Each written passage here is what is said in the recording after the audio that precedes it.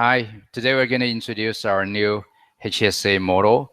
HSA stands for Hospital Access. In our previous days, we had our HSA-100.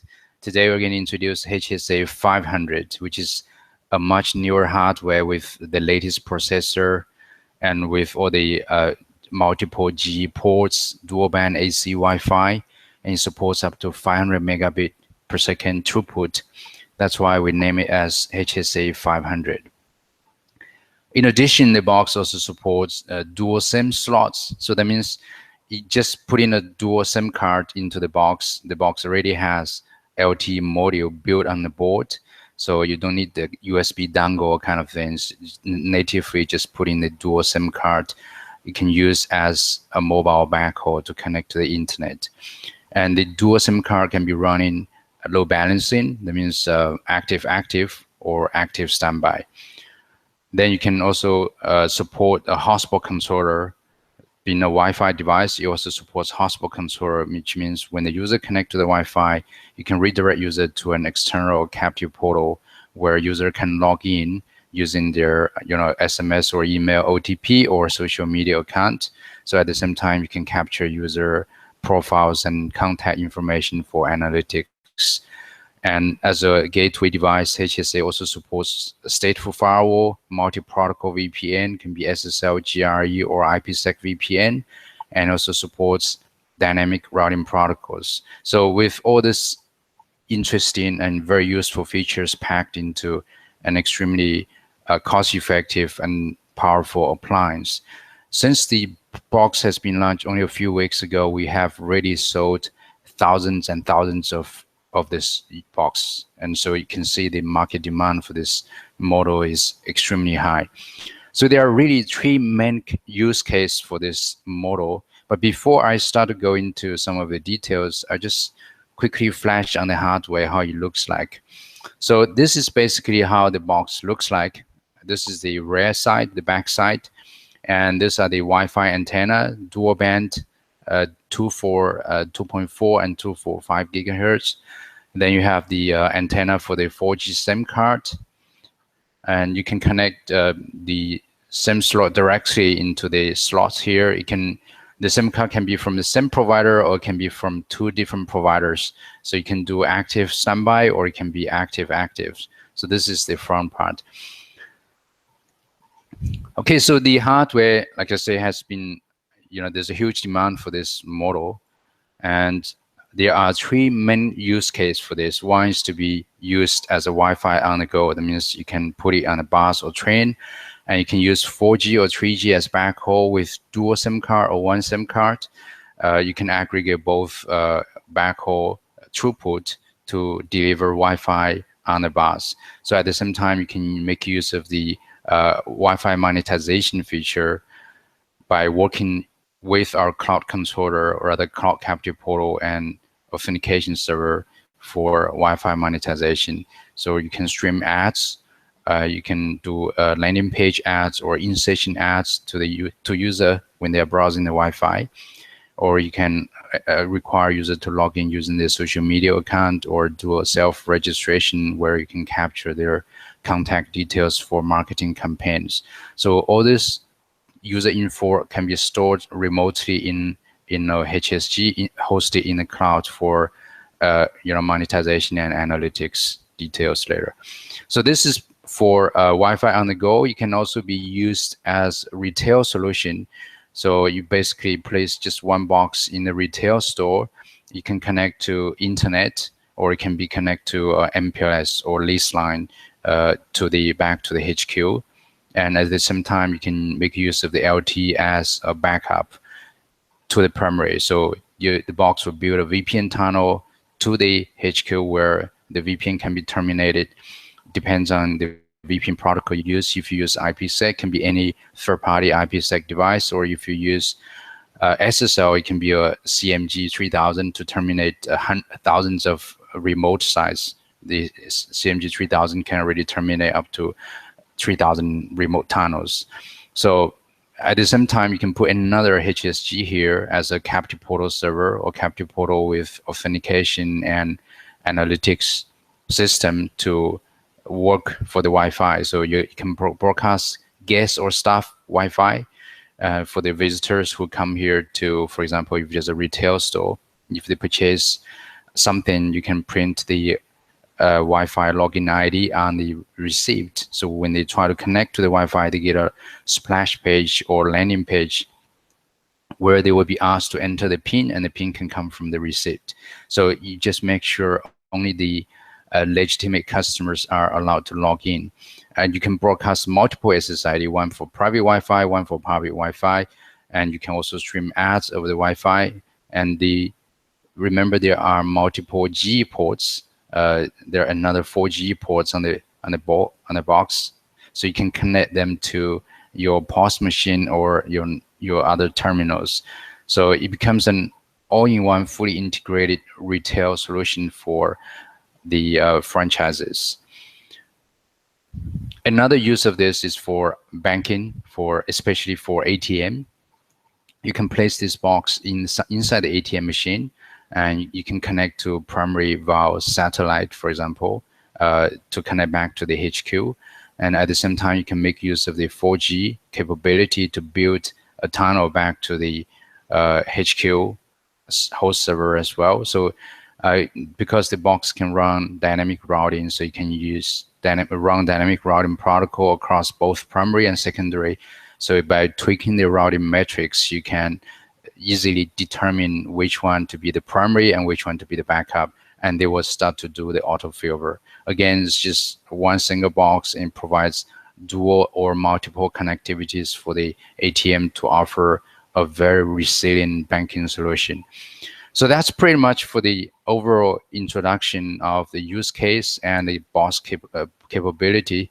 So I just do a quick overview on how it's been just a live demo on the Wi-Fi hotspot solution. There's a lot of other feature we can do in different session. So today the live demo just focus on the hotspot configuration.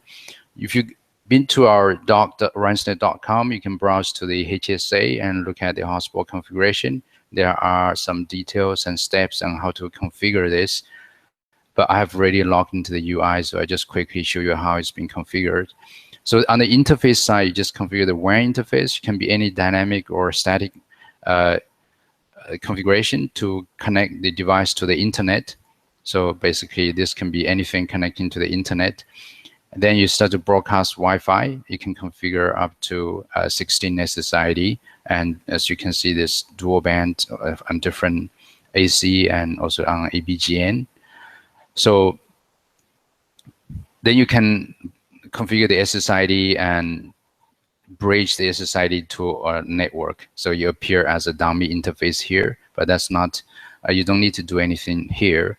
So once that's really, the interface is being configured, Wi-Fi is being configured, then you configure the firewall to allow the LAN to the WAN and also to allow, the Wi-Fi to go out to the internet as well. You can always follow the steps on how to configure the network settings. Then the next one is about configuring the hotspot setting.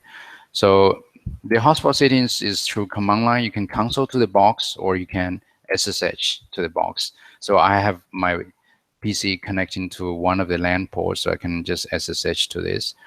So the hotspot command line syntax is very similar to HSG. So you just enable the hotspot on the LAN interface, which is the bridge interface, which bridge to the SSID that we have configured. If you have seen the SSID, so this SSID actually bridge to the network. So if you show the interface, there's a bridge interface. So then you enable hotspot configured IP address, and because we're going to have Facebook sign in, so you bypass the domains for Facebook so that the user can log in using the Facebook account. So the rest are all standard hotspot configuration. And one thing to take note is the portal I'm using is the pointing to splash.ransnet.com and with the portal name, but I'm actually pointing to HSG somewhere. It can be your private network, or it can be public network as long as the HSA can reach to it. So I have to do a DNS rewrite, for example, configure the splash to point to the actual HSG IP address, so that when the user try to connect to this URL, they are indeed connecting to this server IP address, and so that's where the portal is being served. So similarly, the radio server, I'm also pointing to the same server where the captive portal is being hosted. So you can put IP address here. That means HTTP, the IP of the HSG followed by the portal name. The reason we have to put the URL here is because I'm going to use social media login. So when you use the social media login, the app's ID is bound to the URL. So when the request sends to Facebook for authentication, for example, Facebook actually validates the URI or the URL, so that it says the URL has to be registered with Facebook. So in this case, we're just trying to spoof Facebook by sending a URL, but which really is being rewritten to a local or other separate IP address where the portal is being hosted. So I'm going to log into the HSG, which is this guy here, to show you the portal. So really, the configuration of the portal is very straightforward. You can create a portal. I have already done that. Then you can customize the features and what are the sign-in options. For now, I just enable the direct access with Facebook sign-in. So if you can preview the portal. So this is how the portal is being created, or rather how the user is expected to see. Then you can customize the portal here as well. So these are all part of the CMS training, which we have already gone through in the earlier labs. So then on the radius, I would just have to add the HSA-WAN IP address as a radius client, and then I'm ready to go. So I'll just do a quick demo.